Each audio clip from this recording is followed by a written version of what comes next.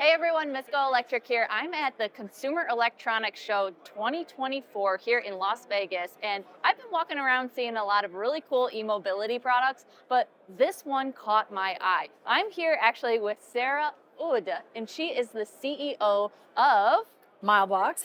Now, tell us what MileBox is, because this caught my eye initially because of the bike you have in the display, but it's way more than that. Yeah. So MileBox, we are a manufacturer of e-cargo bikes that are conceived, designed, and assembled in Montreal, Canada. We designed it for the B2B market, really dedicated to this market. So it's a really robust bike that can carry up to 300 pounds, so like large capacity, with all the components that are mainly sourced in North America, so high quality. Yeah, And we are, yeah. and it's really important for us so that we can limit downtime for our customers. That's really our main objective. Now, not only are you doing the cargo bike aspect of it, but one thing that was really impressive to me was what's right behind me. And it's this screen that's showcasing your fleet management software. Is that correct? Yes. So can you explain exactly what this does?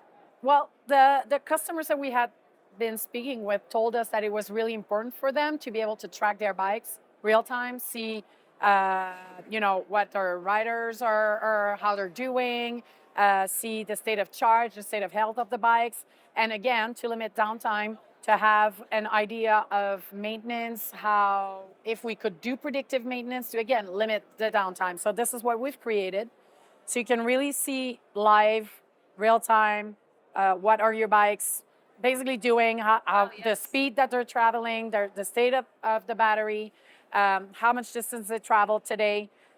In this case, you have 9 that would be waiting at your warehouse, ready to go, that are fully charged. Oh, these ones are not charged. We need to make sure that they're ready because they're leaving tomorrow at 8 a.m., for example, and you have 3 in maintenance. You know what your riders have been doing lately, how percentage of time they've been in idle and why. And you can really track everything that happened to your bike. So it gives you patterns of maintenance history, and you can again do predictive, plan ahead and really limit the time where you have a bike that's not fully working. And It's so important in the Yes, fleet business, as we know. It's absolutely. really about cost and how to create a value add for delivery, especially. So, can you talk about like clientele wise? What do you see the types of clientele like purchasing, or do you have purchase programs, or how does that even work? It's either purchase or lease, including maintenance or not. The software, again, comes with the bike. The clientele is really everybody that has a fleet and wants to deliver small packages.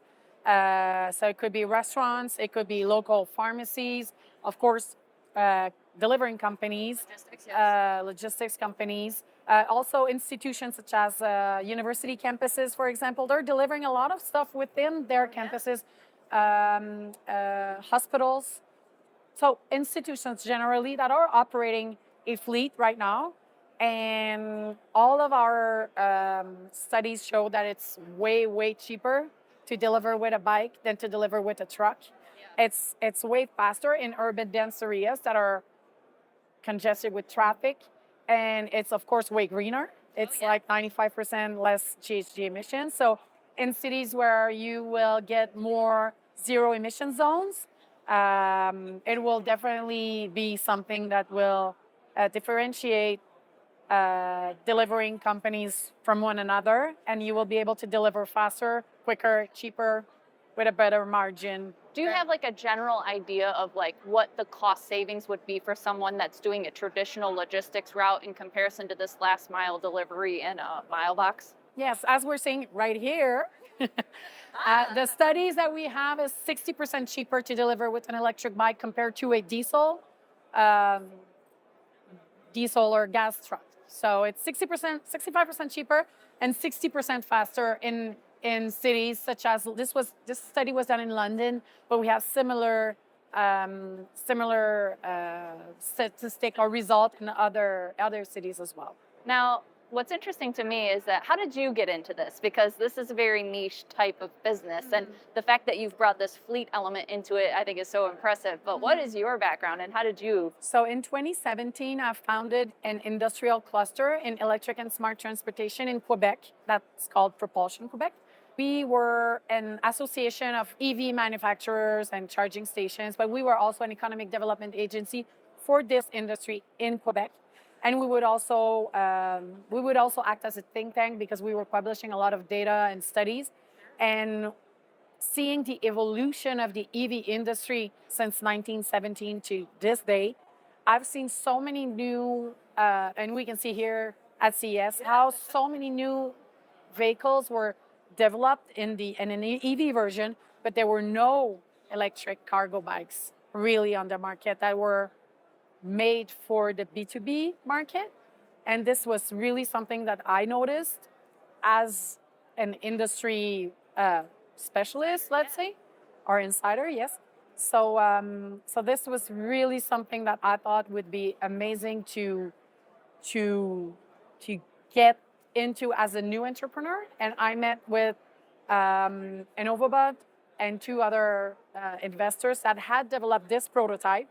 So I thought it was a perfect match. Oh, yeah, that's awesome. Now, do you see this going into a global arena, or are you starting in certain areas first? Like, what's your go-to-market plan? As the EV industry, it's bigger in Asia, Europe, and then it comes to North America. But this is what's happening as well in the e-cargo bike industry. So the market is much more mature in Europe.